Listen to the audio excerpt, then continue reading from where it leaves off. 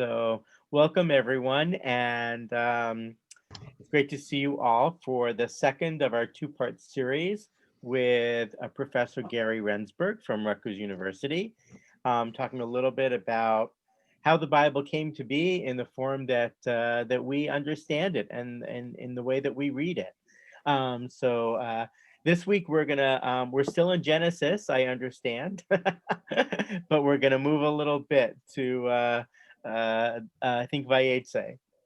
So with that, we're thrilled to see all of you again, and I'm happy to turn the class over to Gary. Thank you, Rabbi Appel. Let's see here. Share the screen. Hopefully everybody can. There we go. And let me just adjust. Okay, excellent. Everybody can see the screen? Right. Okay. So last week, I just want to say it was such a pleasure to have us all together, and I really enjoyed the class and the discussion afterwards. And let's hopefully look to a repeat. And last week, Rabbi Appel gave me such a lovely introduction. So let me just return the kudos and the compliments, because I know the Rutgers students adored having him on campus, and I would say they miss him, which they do, but nobody's on campus, so we all miss everyone. But he was such a wonderful part of our Rutgers Hillel community. So you're lucky to have him in Westfield. Well, thank you for that. And I'm sure you all know that. Okay. So yeah, we're going back a few weeks in the parasha to a few middle of November. I guess it's 2 or 3 weeks ago now, depending how you count. So what we'll do this week is look at Genesis chapter 29, a very engaging and endearing story, which we all know well, of Jacob meeting Rachel and the ensuing marriages, plural. Okay, I hope I'm not ruining the story for anybody, right? You've heard this one before. So the screen here shows you, as I did last week, I'm doing it again this week as well. I'm showing you one of actually the crown jewel of all medieval Hebrew manuscripts. This is known as Kennecott Manuscript number 1. It was brought to Oxford by an Oxford librarian in the 18th century named Benjamin Kennecott. And it was written in Spain in 1476. So do the math, it's only 16 years before the expulsion in 1492. It gives you a good sense of the remarkable community of Spanish Jewry that was able to produce a manuscript such as this. When the Jews left Spain, they took this with them to Italy, and we don't know where it was between 1492 and the 1700s when Kennecott obtained it and brought it back to Oxford, where it remains today. And I show these to remind you, as I said last week, we'll get to the actual contents of the Jacob and Rachel story in a moment, but I will be showing you little snippets of this as we go along, just to remind you of the world of Hebrew manuscripts before the age of printing, when this is what Jewish scribes did. Everybody like this little marker right here? It says Pei Re Shin, abbreviation for parasha. So it's actually starting, this little indicator tells you that you're beginning a new parasha. I bet you don't have that in your Chumash volumes in your pews in the synagogue, right? This is just delightful to look at. Okay, so I will, if you've obtained the PDF version of both the English and the Hebrew, which were posted at the Temple Emanu-El website, you have them. And if not, I will be presenting the text in snippets, 2 or 3 verses with each screen as we move along via this PowerPoint, and always have in the upper right the way the text is presented in that remarkable Kennecott manuscript, which I just mentioned as way of introduction. So verses 1 through 3, Genesis chapter 29, verses 1 through 3. So the backstory is Jacob has obtained the birthright from which was due to Esau. And this, of course, incurs the wrath of his brother. And his mother, Rebecca, suggests that he flee and that he go live in Aram, to the northwest of Israel, in what is today the border between northern Syria and southern Turkey. Come back and mention that in a few minutes. And so in the previous chapter, that happened in 27, and then in 28 is Jacob's journey. And in 29, he arrives, as you see here in verse 1, at a place called the land of the B'nai Kedem, which really means something like the Easterners. Now, from our vantage point, it's far more north than it is east, but that's the Hebrew expression there. And I translate, as is my practice, very literally, and I actually use Hebrew pronunciations of their names, Yaakov, in this case, instead of Jacob. And so, and Jacob lifted up his feet, and he went to the land of the B'nai Kedem, the children of the east. Verse 2, and he saw, and behold, a well in the field, and behold, there were 3 flock herds lazing at it, for from that well they would water the herds, and the stone was large on the mouth of the well. Now I want to introduce you to a Hebrew word, a very simple Hebrew word, and I'll put my cursor on it right here. The Hebrew word is vihine, in the second line right in the middle of my image here, vihine. Vihine means and behold. It's a very simple word. It appears throughout the Bible. We all can use expressions like lo and behold, things like that. This is the origin of that expression. But it is, for all of its simplicity, an extremely important element of Hebrew storytelling that works in the following way. When you read verse 1, and actually when you read the first word of verse 2, and he saw, which in Hebrew is just one word, vayar, on your screen, and I actually want to now think about this as a movie. On your screen, you actually watch Jacob moving along, and you actually see Jacob looking at something. This little Hebrew word, vehine, which we translate as and behold, changes the camera angle for you, the reader. At this point, you behold the scene as Jacob sees it. This is what movie directors do all the time. So instead of you looking at the character watching something, you now see the scene as the character sees the scene. I hope you all understand what I'm talking about. This is called point of view shot in the movie industry, in the business of movie directing, because you're now getting the scene as Jacob sees it.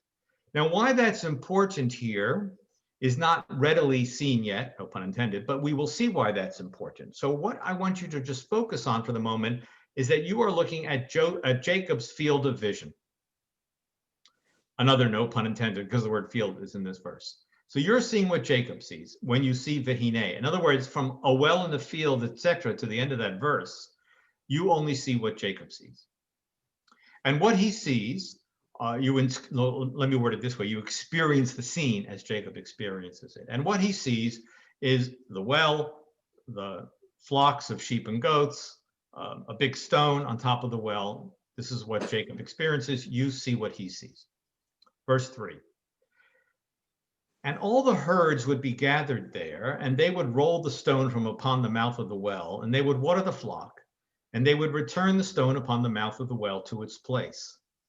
Now, from this wording, from the way this is worded, this is information that the storyteller is conveying to you, the reader. Remember what we talked about last week, reader/listener. To you, the reader/listener, you're listening to this story. But this is information that you now know, but Jacob doesn't know this yet. You'll see in a few verses where Jacob learns this information, but you, the reader, are apprised of information before Jacob is. Now, in the course of normal storytelling, there is a rule to storytelling, which is basically that the characters in the story and the readers of the story learn the same information at the same time. There are times, however, when the storyteller can depart from that norm. He or she, the writer, can inform you, the reader, of something before the character knows it. The classic example of that in the Bible, by the way, is the Akedah. Genesis chapter 22, verse 1. The text tells us that God tested Abraham. Who knows that? We know that. But Abraham doesn't know that. Abraham thinks this is real, which is why he goes through all of the actions, including placing Isaac on the altar, until the angel tells him, do not extend your hand upon the child.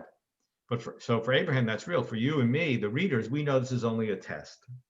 At other times, the characters may know something that we, the readers, don't know. The classic example of that in the Torah, by the way, is also in the Abraham story, where it turns out that Abraham and Sarah are half siblings, so that when he tries to pass her off as his sister, he really is not inventing a story. But we don't learn that until relatively late in Genesis 20, when Abraham tells Abimelech, the king of Gerar, that in fact they are siblings, the children of the same father, but not of the same mother.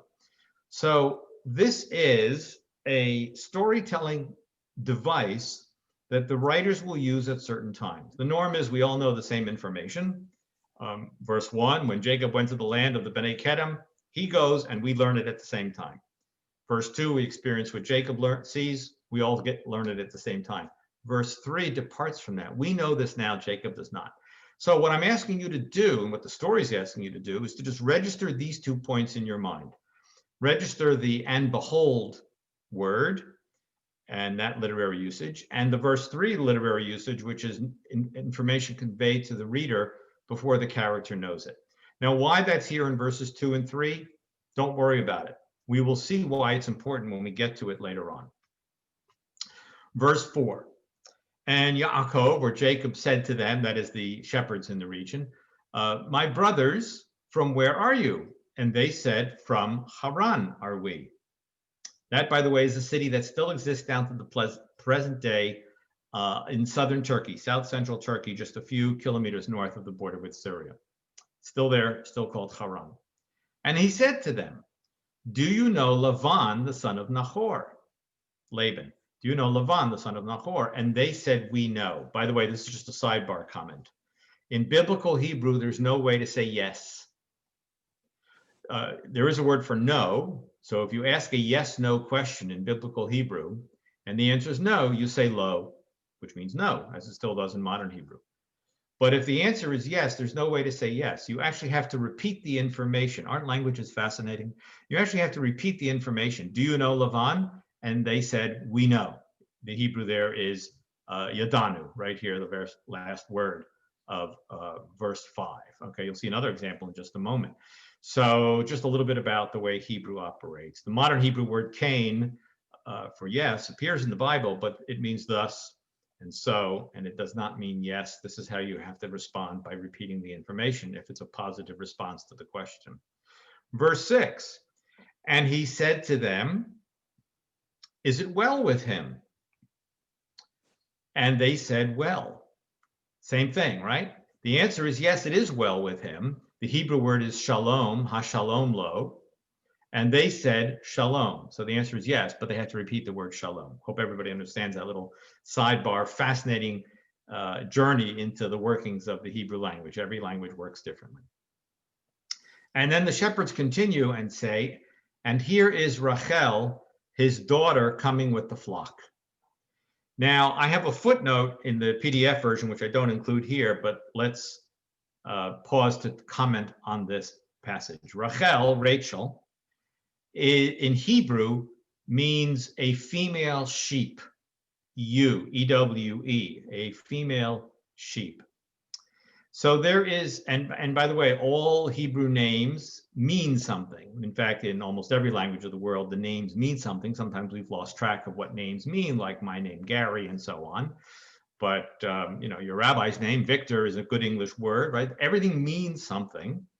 And in Hebrew, it's not unusual to name children after animals. And so we get individual names like Tzipora, bird, Ze'ev, wolf, in this case, Rachel, female sheep, ewe.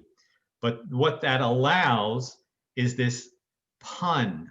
Here is Rachel, that is the sheep, right? His daughter coming with the flock. But the real pun is involved with the word coming, which in Hebrew is ba'ah. So this is a wordplay on evoking the sound that sheep make. Does everybody like that? Here, let me read this in English, but using the Hebrew word instead of coming. I imagine the presenter of this text, the performer of this text, as we talked about last week, saying something like, and here is Rachel, his daughter, with the flock. I want to hear everybody's laughter right now, okay? Right? You understand that this is the wonder of A, literature, and B, the performance of a text. And we'll come back and see that again in a moment. So the word plays here are just the layers of this kind of auditory I play. put my reaction on the screen, Gary. Oh, good. Okay, good. This is what we miss when we're not together in the same room. But I heard all of your guffaws and appreciation for the literary artistry here. But And there it's she great, is. but it's a great reminder that this was truly an oral tradition. Absolutely. That people listen to the text, and we lose something in translation, unfortunately. And as you know, many people, when they read Megillat Esther on Purim, they try to imitate some of the voices of the characters and even the horse when it mentions the horses in the Persian king owns. So I like to think of using that technique. I mean, there we do it for frivolity, but I like to think of that technique, and you should do this when you're reading these texts and really think of them as actors on a stage, right? Verse 4. This is what we read. I just put the sheep up there. Okay, that's not Rachel, but that is a Rahel, right? That is a female sheep. Okay, verse 7. And Jacob said, here, the day is still great, meaning there's lots of daylight left. Is it not time to gather the livestock, water the flock, meaning at the well, right? And go and shepherd. So what shepherds do, and we know this, anthropologists have studied the lives of shepherds, traditional shepherds in the Middle East. The animals graze in the morning. They come back and laze at midday when it's too hot, and they have a drink. And then they go out and shepherd and graze again in the afternoon when it gets a little bit cooler. That's the lives of shepherds and their flocks, sheep and goats. Here the day is still great. Is it not time to gather the livestock, water the flock, and go and shepherd? And they said, we are not able until all the herds are gathered, and they roll the stone from upon the mouth of the well so that we may water the flock.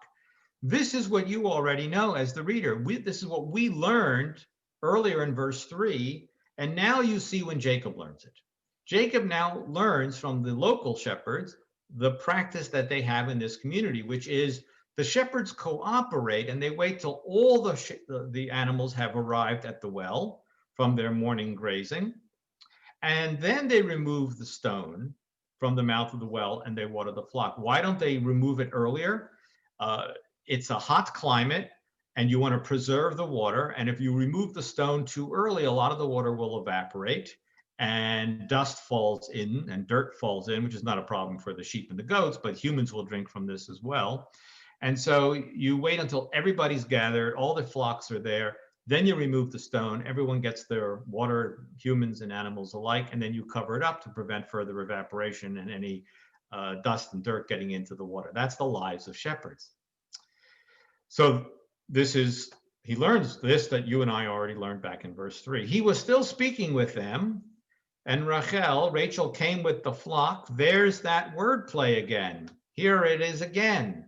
V'Rachel ba'a im hatzon.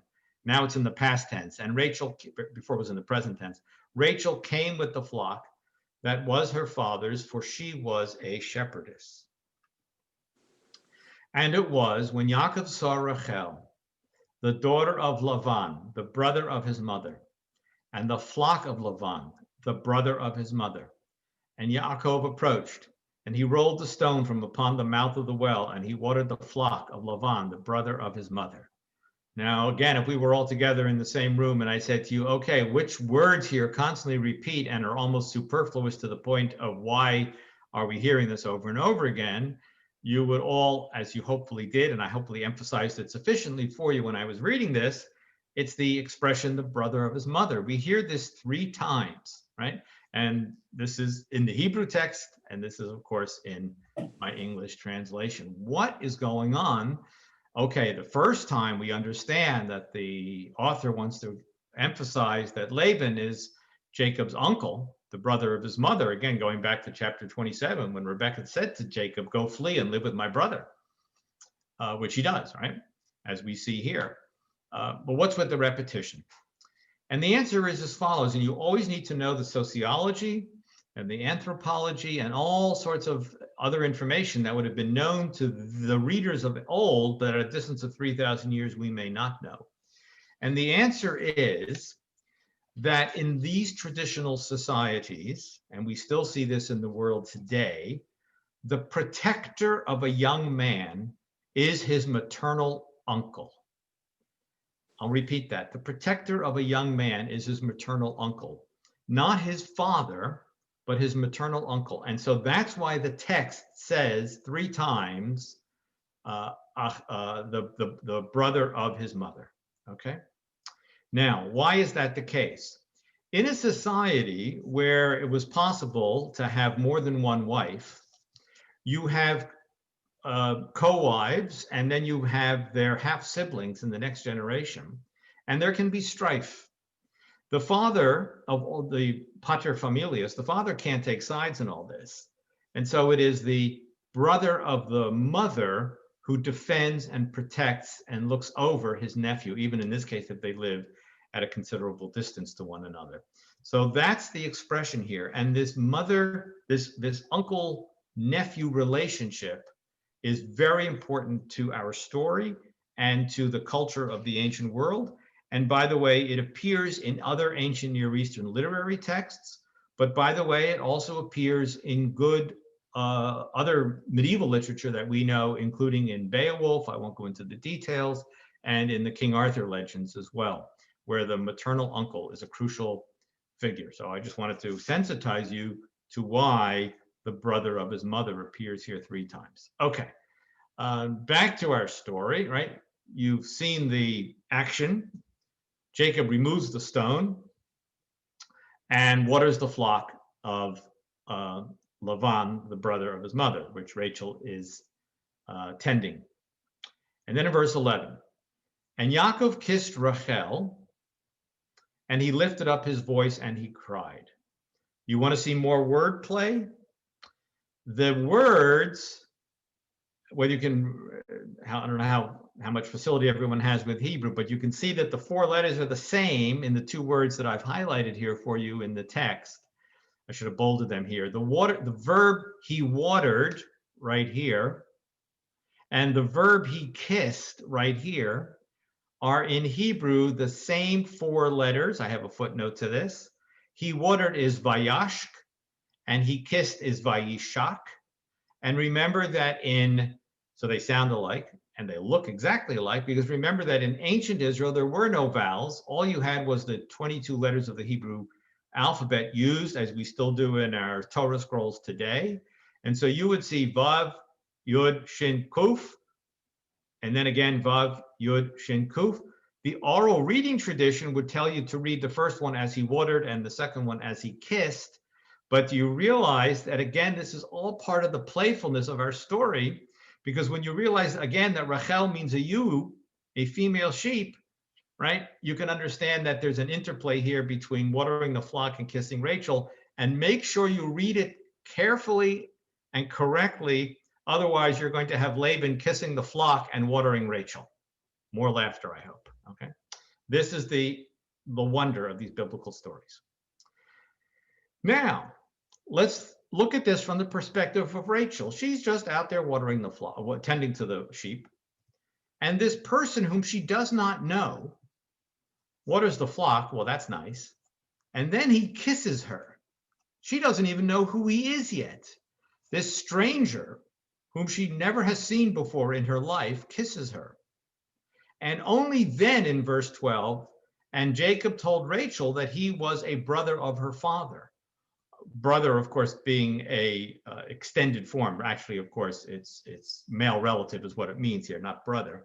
He's really the nephew, right? So that they are first cousins. And only now does she learn this.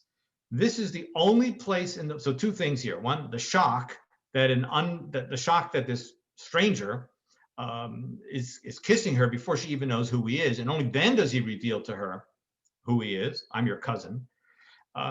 But also to point out to you that this is the only place in the entire Bible where an unmarried man kisses an unmarried woman. And that is a literary foreshadowing to let you know that this is going to be a love story. That is to say, there is going to be love expressed between Jacob and Rachel, which you may take for granted with a married couple, but don't take it for granted because it is typically not mentioned in the biblical stories. It is not stated about Abraham and Sarah. It is not stated in many other cases. So typically we don't get comments about a husband and a wife loving one another. So the fact that this is the only place in the Bible where this occurs, this would have been a shock to the ancient reader, just as it is a shock to Rachel, presumably. And it also foreshadows what we know will be a story in which the word and the verb love occurs. And at the end of verse 12, Rachel runs to tell her father that Jacob has arrived. And by the way, just to interrupt our text for a delightful scene, I'm sure this is exactly what it looked like in antiquity. Famous painting by the French artist James Tissot, now in the collection of the Jewish Museum. Okay. Nice little artistic interlude. Verse 13, and when Lavan heard the hearing news about Yaakov, the son of his sister, he ran to greet him and he hugged him and he kissed him. Look at all those verbs. And he brought him to his house. And he told Lavan all these things. Why does Laban come running? What's Laban running out for? Well, the ancient rabbis already understood this. The rabbinic tradition states, and I think they're absolutely spot on, what happened the last time somebody from that household in the land of Canaan arrived? It was Abraham's servant bearing all sorts of gold jewelry, 10 camels laden with all the bounty of Abraham's wealth, coming to Aram to find Rebekah to bring her back to marry Isaac. So the next time someone from that family arrives, from that homeland there in the land of Canaan, Laban comes running. What's he expecting to find? More gold jewelry and more bounty. But what does he get instead? The text doesn't say this, but you're supposed to remember that earlier scene in chapter 24. What does he get instead? A lonely shepherd with nothing at all, right? Except probably a walking stick and the sandals on his feet. But of course, they're relatives. And therefore, in verse 14, Lavan says, indeed, my bone and my flesh are you. And he sat with him a month of days, translating the Hebrew expression there literally. Verse 15, and Lavan said to Yaakov, just because you are my brother, again, the word ach is used loosely in Hebrew to mean male relative. Just because you are my brother, should you work for me for free? Tell me what should be your wage. And Lavan had 2 daughters. The name of the greater one, and that's literally what the Hebrew says, it uses the word Gedolah, was Leah. And the name of the smaller one, that's what the Hebrew says, Ketana, was Rahel, meaning obviously older and younger, but I've translated here literally. Well, where did she come from? We've been reading for 15 verses, and all of a sudden there's a new character in our story. And then we learned a little bit about her in verse 17, and the eyes of Leah were soft, and Rachel was beautiful of form and a beautiful sight. By the way, the Hebrew word there, rakot, meaning soft, we don't know exactly what it means here. What is the nuance here? Does this mean that Leah was not beautiful, but she had beautiful looking eyes in contrast to Rachel? Was she also beautiful, but she had something special with her eyes? We just don't know. That's what it means. And we'll leave it at that. Presumably the ancient readers would have understood whatever this term means, to have soft eyes. And then in verse 18, because remember, Laban asked Jacob here in verse 15, what shall your wage be? Propose a wage to me. But he doesn't get the answer until verse 18, because in real time, let's talk about real time. In real time, there's no break between 15 and 18. They're having a conversation. I hope everybody's following this, right? They're having a conversation. So between verses 15 and 18, there's no time passed. But the author, the text, interposes at this point information that we now require for the buildup. Spoiler alert, everybody knows what's going to happen, right? And Yaakov loved Rachel. There's that verb to love. And he said, I will work for you 7 years for Rahel, for Rachel, your smaller daughter. So again, a little bit about the culture of the ancient world and the legal aspects of the ancient world. A bride and a groom both needed to bring something to the marriage of financial value. So we have an English word for what the bride brings, and of course it's dowry. A groom needs to bring something called a bride price. We don't have an English word for it. There's a Hebrew word for it, but there's no English word for it.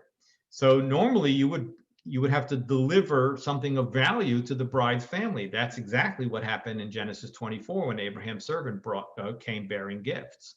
Jacob has nothing, right? Jacob has arrived with nothing. Therefore, his bride price will be labor for 7 years, and then he'll be able to marry Rachel. And in verse 19, Laban said, better that I give her to you than I give her to another man. Sit with me, again, translating the Hebrew very literally there, means dwell with me for the 7 years.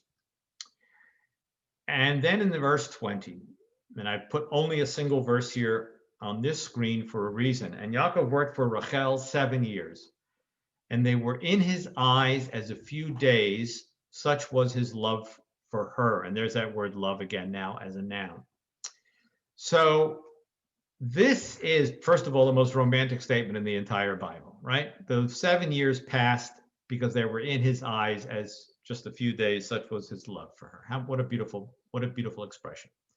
But now let's talk about literary time versus narrative time. Verses 2 through 13 narrate the events of a single day. Jacob's arrival, seeing the flocks and the well, through verse 13, when Rachel goes and tells Laban, and Laban and he have a quick conversation, in a single day. That took 12 verses to narrate. Verses 2 through 19, if you extend it to verse 19, narrate the events of a single month. You'll remember that Jacob stayed with him for a month. Verse 20, by contrast, presents 7 years in a single verse. Is everybody following this, right? So when the narrator wants to give you details of what transpired in a single day or a single month, he is able to provide all those details for you, and it can take 12 verses to narrate the events of a single day. But when he wants to show you how fast everything, how the speed with which 7 years passed, because they were in Jacob's eyes as but a few days, right? That is told only in a single verse. Didn't anything happen in those 7 years that was worth mentioning? I'm sure there were events that were of interest, but you, the reader, are supposed to experience the 7 years as Jacob experienced it, and therefore the 7 years pass in a single verse. I actually took the time here to do the math. If 18 verses are used to narrate the events of 1 month, then 7 years would take 1,512 verses, but it's all told in 1 verse. Or if 12 verses are used to narrate the events of 1 day, then 7 years would take a staggering 30,000 plus verses. You can all do the math right there. That's longer than the entire Bible itself. But you're not supposed to see those 7 years one day after the next. They fly by. They were in his eyes as a few days, such was his love for her. That is literary time versus narrative time. Okay. Now, this expression, a few days, in Hebrew, it's right here, kiyamim ahadim. Get rid of the k. Let's just stay with yamim ahadim, a few days. You actually heard that expression a little while ago, not in our story this evening, but you heard it in chapter 27. In chapter 27, Rebekah said to Jacob, go and live with my brother, and you shall dwell with him yamim ahadim, a few days, until the wrath of your brother, meaning Esau, subsides. But do you realize what those few days become? Those few days are 7 years. Oh, wait a minute, they're actually not 7 years. He's going to have to labor another 7 years. and then he's going to live there 6 years. Those few days actually become 20 years. But that's what the story is. That's how the story is telling you this. It's linking you up to something you heard just a few chapters earlier. We'll come back and talk about this in a little while. Okay, the 7 years are up because it all passed in one verse. And Yaakov said to Lavan, bring my wife, because my days are fulfilled, so that I may come unto her. And Lavan gathered all the men of the place, and he made a drinking feast. It's the wedding night. And I mean this somewhat seriously. If Fiddler on the Roof helps you, envision the wedding scene, something along those lines, right? And it was in the evening. And he took Leah, his daughter, and he brought her to him, and he came unto her. Now, look at the buildup of pronouns. Who's the subject here? He, Lavan, took Leah, his daughter, and he, Lavan, brought her, Leah, to him, Jacob, and he, Jacob, came unto her, Leah. Did everybody follow that? What's with all the pronouns? Now, the only name you get here is Leah because her name has to be mentioned because that's, of course, the story. But everything else is a pronoun. And the manner in which characters are named or called or referred to is itself a literary device. And the effect of the pronoun buildup here is anonymity. There are no expressed subjects. Jacob is just, well, as you see at the end of verse 23, having sexual intercourse with Leah, but it's all under the cloak of darkness. That's the deception. And Lavan gave to her, meaning Leah, Zilpah, his handmaid, for Leah, his daughter, as a handmaid, right? A nice gift to his daughter on the occasion of the wedding. Now, and it was in the morning, and behold, vehine, there's that word again, vehine, and behold. So now let's combine verses 23 and 25 and tell you what's going on here. In verse 23, who knows that Jacob has been deceived? You, the reader, know that Jacob has just married Leah. Jacob does not know this yet. Information that is provided to you, the reader/listener of this story, before the character actually knows it. And then in verse, you can't wait for Jacob to find out what actually transpired in the night. And then it says, and behold, you are now going to see the scene as Jacob does. When Jacob wakes up in the morning and behold, vehine, she is Leah, you see what Jacob sees. So you go back to the beginning of our chapter, where these two literary devices appeared side by side. Information conveyed to you, the reader, before the character knew it, and the character's point of view through the use of the word vehine and behold. As I said to you at the beginning of the chapter, just register that in your mind for the moment. There's no real reason for it there at the beginning of the chapter.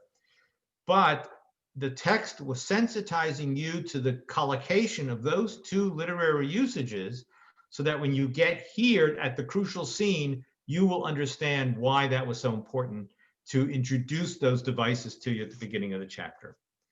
I hope everybody's enjoying this chapter as much as I do. It is just simply brilliant storytelling. In its simplicity is such complexity and such engagement between text, author, text, readers, listeners, and even the characters within the shell of the story.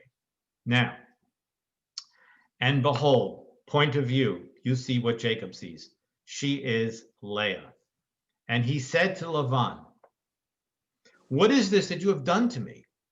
Did I not work with you for Rachel? And why did you deceive me? And Lavan said, it is not done thus in our place, to give the younger before the firstborn. And this is worth reading in Hebrew because it's such a great line. Lo ye'aseh chen bimkomenu latet hatzeira lifnei habechira. It is not done thus in our place to give the younger, literally, to give the younger before the firstborn, meaning to place the younger before the firstborn. When you, the reader, hear these words, where does your mind go? Back again to chapter 27. What did Jacob do? He placed himself, the younger, before the firstborn. And it's as if Laban is saying to him, I know, Jacob, what you did back there in the land of Canaan, but it is not done thus in our place to place the younger before the firstborn. And in this way, well, we'll just hold on for a moment. Okay.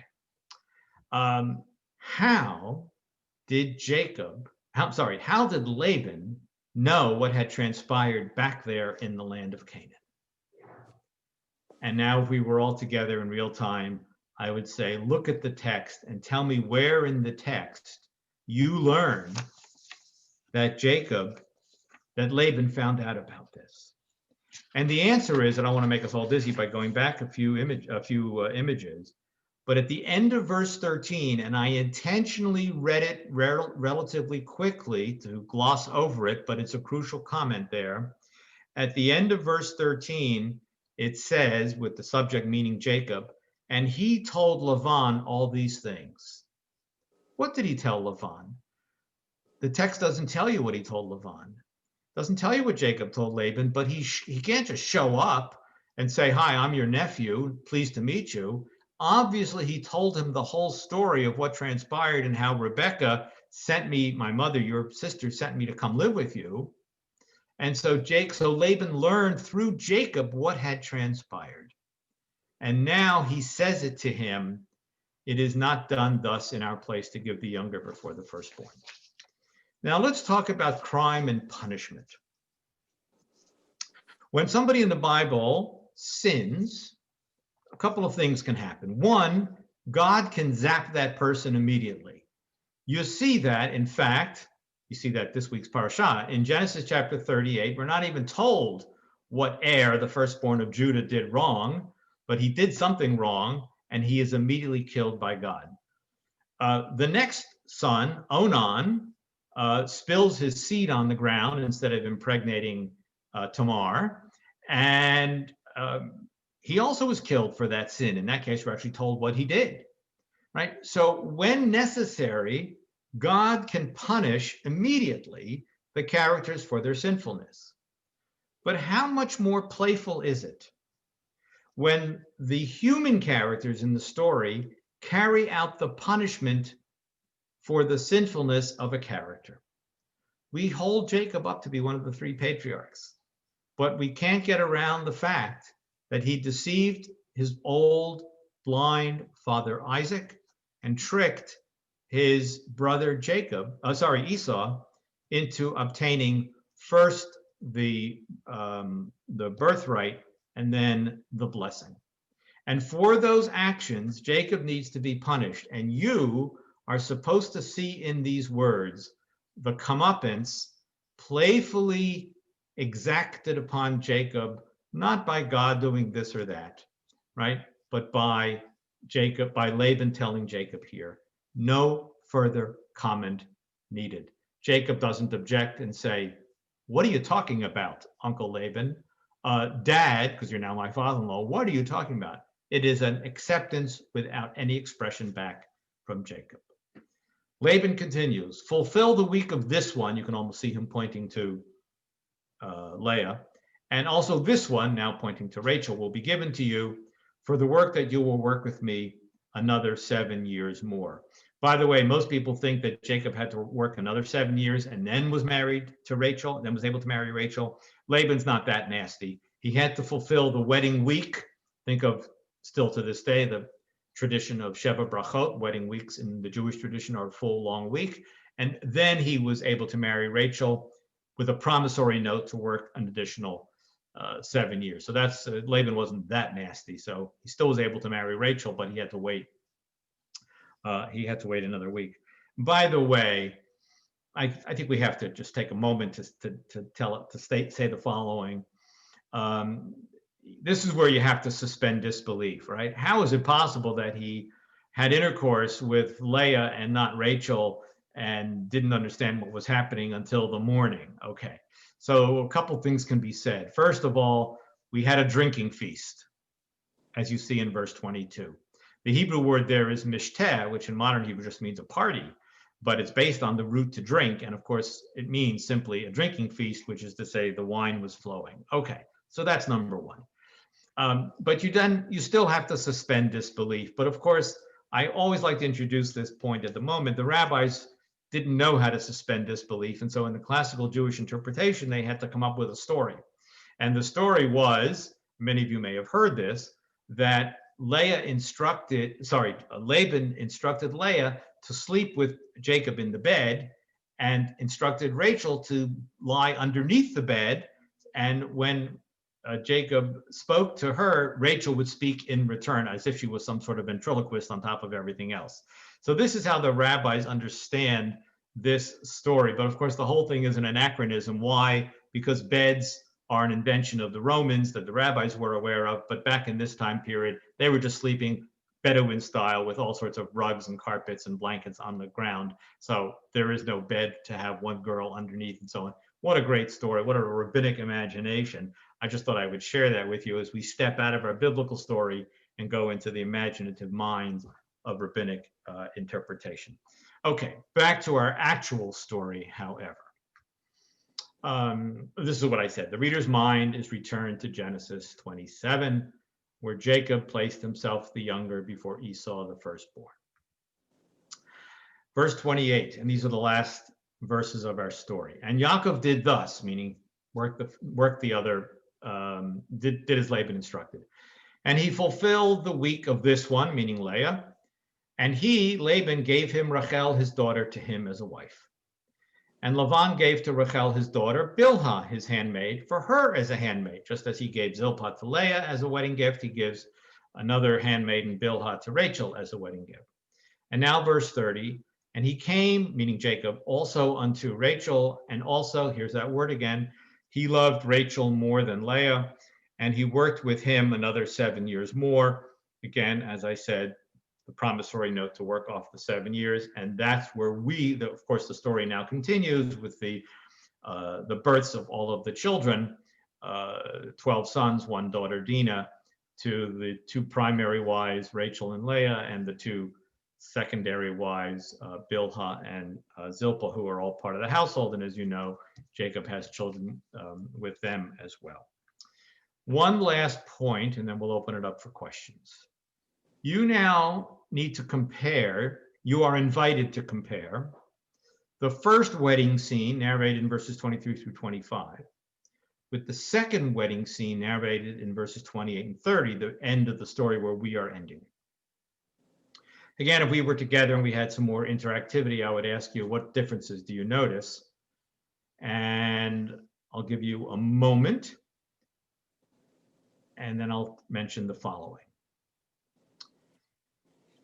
In the second wedding scene, the right-hand text box here, the story is told in normal wedding fashion chronology. What happens? In verse 28, Laban gives Rachel to Jacob as a wife. Whatever that means, whatever kind of wedding ceremony they had. In verse 29, Laban gives the gift to his daughter. I'm being serious again, because remember the famous exchange of gifts in the Fiddler on the Roof scene, right? At the wedding feast is when they do the gifts. And then in verse 30, Jacob, came unto Rachel, that is to say, consummation of the marriage through the sexual intercourse. What's the order? Wedding, exchange, wedding gifts, consummation. Now go look at the first scene. It is told in what we call dyschronological narrative. I glossed over this because I didn't want to ruin the story for you. Look what happens in the first wedding scene. First is the delivery of Leah to Jacob, whatever the marriage ceremony might have been like. End of verse 23, sexual intercourse, consummation of the marriage. And then in verse 24, the gift of the handmaiden. And then in verse 25, it was mourning. If this were chronological in the first wedding scene, you, the reader, would say, wait a minute, what was this, 4 o'clock in the morning? He gave a gift in between the sexual intercourse and waking up in the morning? Everybody following what I'm saying? Everybody nodding along here? This is told in dischronological order. This one is told in correct chronological order. And in the normal course of storytelling, everything is told chronologically. But again, storytellers can tell things out of chronological order for their purposes. What's the purpose of telling it out of chronological order in verses 23, 24, 25? To extend the drama. When you read in verse 23, and he came unto her, you can't wait for Jacob to learn that, in fact, he married the wrong wife. But the storyteller isn't going to allow you to get to the morning yet. Instead, we're going to have a commercial break, or we'll come back for next week's episode, and then you'll understand it, right? Notice how every weekly episode ends in great drama. I know there are no more weekly episodes. We stream everything, and we binge watch The Queen's Gambit recently and whatever else we do. But you get a sense of how that is the technique that is still used today in storytelling. Stretch out the drama. I'm not going to let you know what happened yet. You're going to have to stay tuned. In this case, not next verse, but 2 verses. That is the wonder of biblical storytelling. And to end this evening with what we talked about last week, you are able to compare the 2 stories you have in front of you. Why and how? You're using your eyes. You're able to see the 2 texts next to each other, whether in English translation or in the Hebrew original. But remember, the ancient reader couldn't do this. The ancient reader only listened to the story. And when he or she got to the second wedding scene, may not even have realized the dischronological order in the first wedding scene unless he or she was truly attentive to the text right there.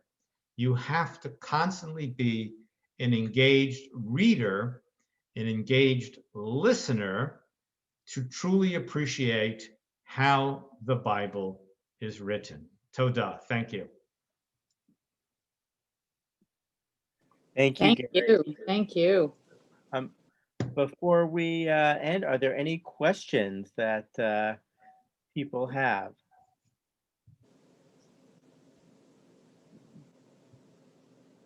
I mean, I was struck by the scene where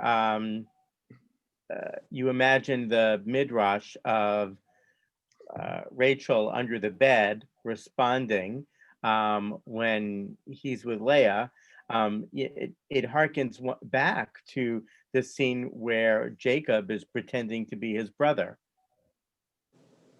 Oh, that's a great point. You're absolutely right. Right. So in other words, the rabbis may have been picking up on right earlier story.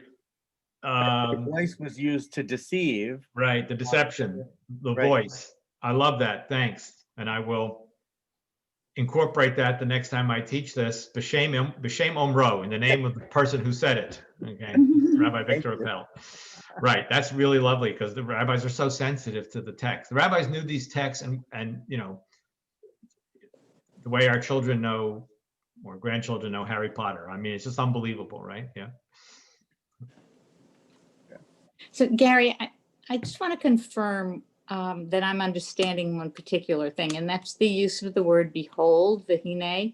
So am I understanding it correctly when you said, when you see that word, you're being basically alerted that you are knowing something that the character does not know yet? No. That's a different technique.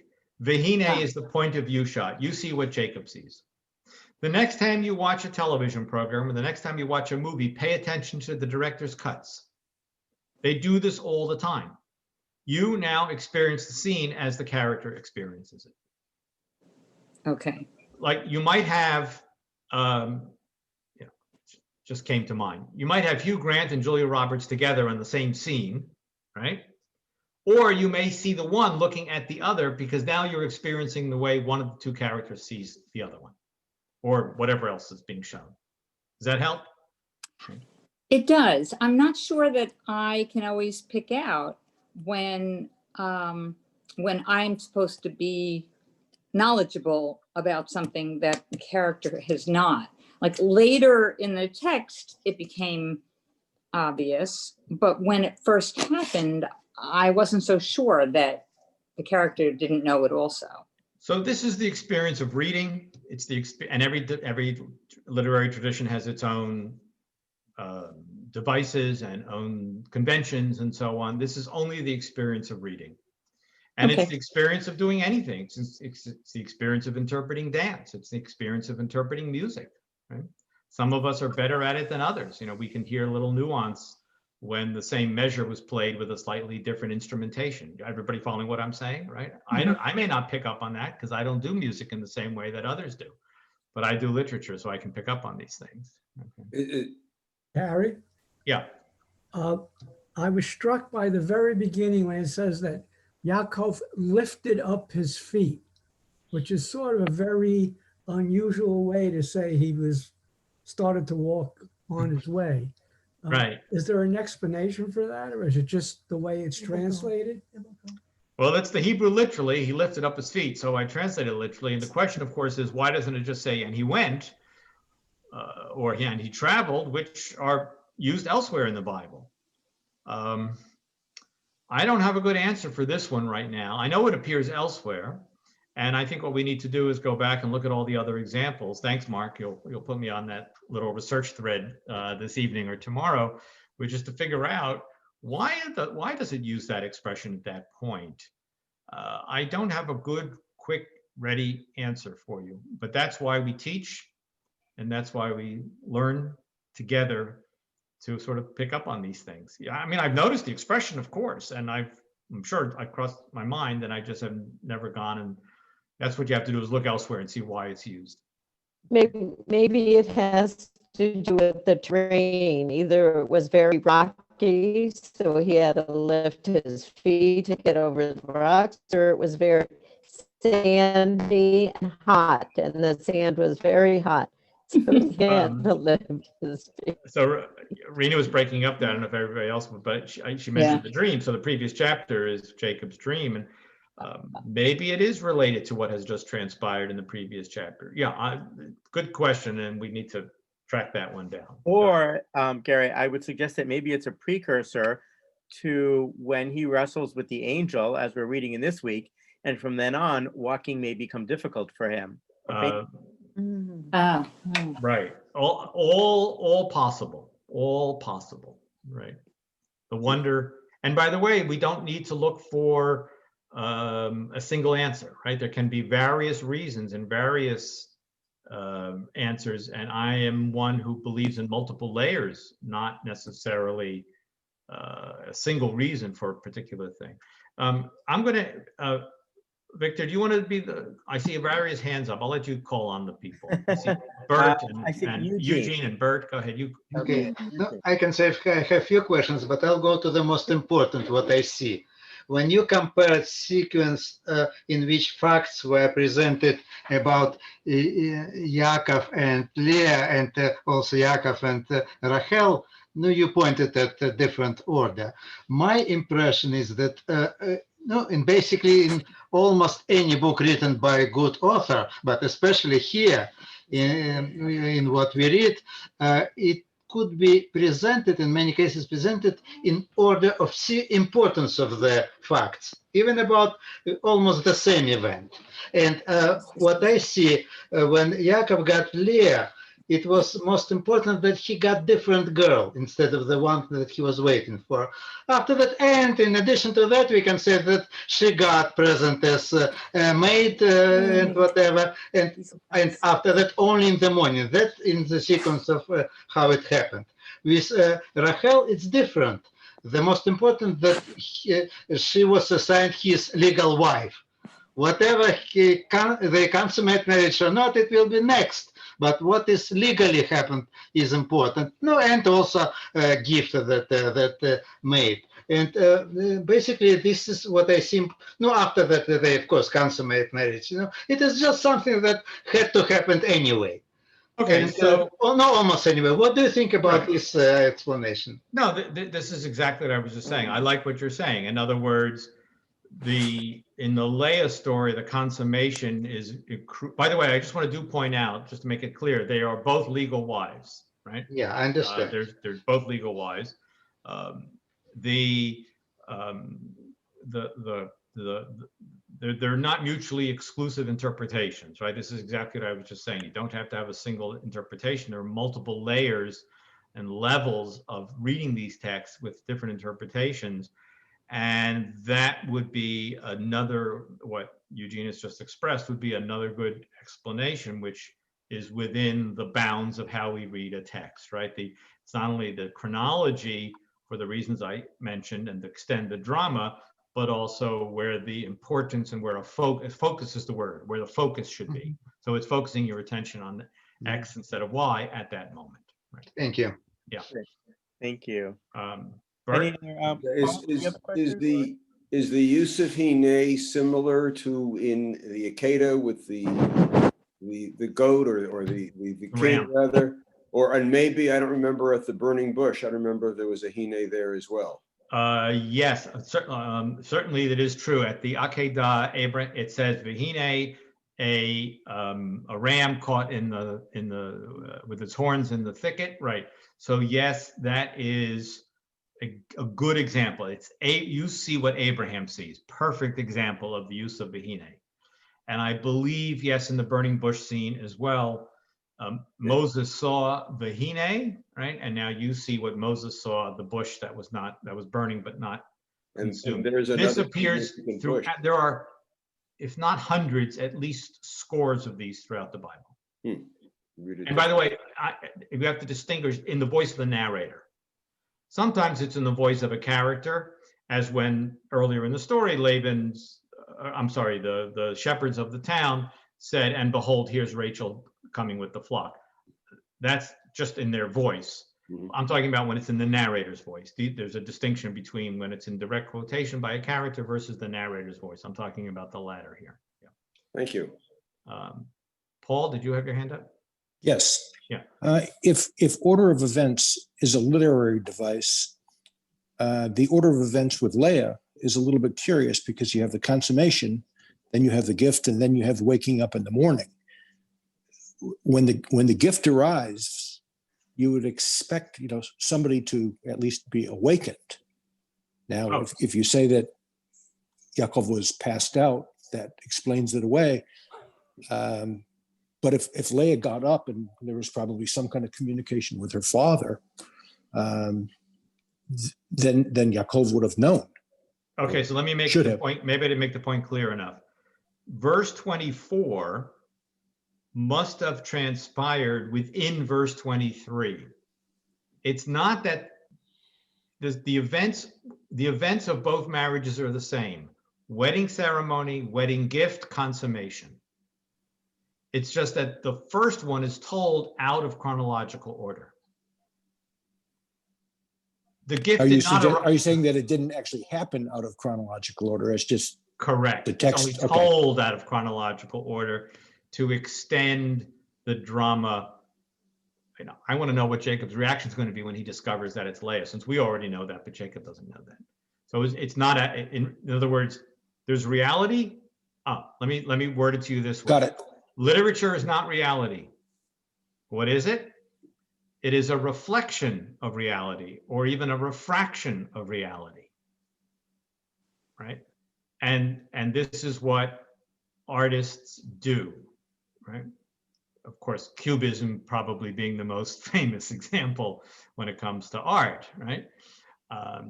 But even a photograph is not reality. Everybody understand that? It's only a reflection of a reality, because the photographer is going to do all sorts of things with lighting and angles and so on and so forth. So you have to remember the storytelling, literature, whatever art it is not a reality. There's a reflection of reality. I'm on the wrong side of you. Yeah, or a refraction of reality. It's a mirror image. Right? No. Okay. Photograph. Do we have any more questions? Well, before we all go, I just want to make a plug, a public service announcement for this Thursday night. We have an author talk with with Tiffany Schlane, who is the author of 24/6, The Art of Unplugging, Giving Up Screens One Day a Week to Get More Time, Creativity, and Connection. It's a great book, and it's now that we're all spending so much time on that's often our only connection with other people, all the more so to take a little time to think about how we use screens and about their place in our lives, especially in terms of a day of rest.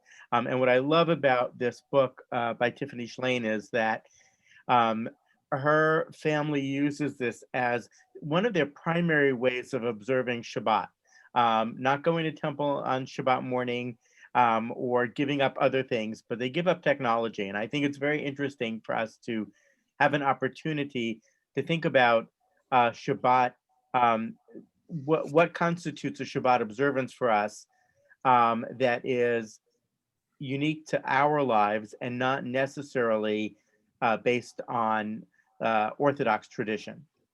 We often think that Shabbat is sort of all or nothing, that it's either the Orthodox way or no way. But she offers a very delightful option for us. So I hope you'll join us on Thursday night when we'll meet Tiffany Shlain and hear more about her book. But right now, I want to thank Professor Rendsburg, Gary, for two wonderful evenings. We really enjoyed it. And I think it was just a great way to think about the text. Really appreciate it. Rena, did you want to say something? Yes. Yes. Can you hear me now, or am I still Better, yes. breaking up? Okay. So I just want to let you know that the context group, which is based out of Congregation Beth Israel in Scotch Plains, will be hosting a semester of a semester course with Dr. Rendsburg beginning on January 6th. And all of you are welcome to join us. For more information, please get in touch with me and I'll send you the flyer and the other information. But Dr. Rendsburg was our first professor about 10 years ago in this class, and we keep bringing him back. He's so wonderful. Thank you, Rena. So thank you very much. Yeah. Right. And I think Mark and Ronnie can also attest to what a pleasure it is to learn from Gary. So with that, thank you all for spending some time with us this evening. And thank you to Gary for being such an excellent teacher. And thank you all. It was great. Thank you. Thank Have a you. good evening, everyone. Thank you. Thank you. Bye. Thank you. Thank you for inviting strangers. Thank you. Good No night. one's a stranger. Right.